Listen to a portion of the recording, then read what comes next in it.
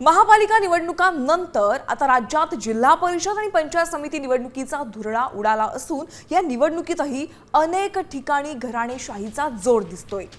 अनेक नेत्यांनी आपल्याच घरात सत्ता ठेवण्यासाठी नातेवाईकांनाच तिकीट दिली आहेत।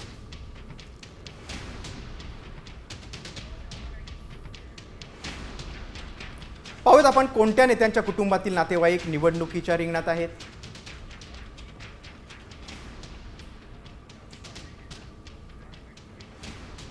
बघा, छत्रपती संभाजीनगर जिल्ह्यातून सिल्लोड मध्ये अब्दुल सत्तार जे शिंदे सेनेचे आमदार आहेत त्यांच्या मुलगाला तिकीट देण्यात आले।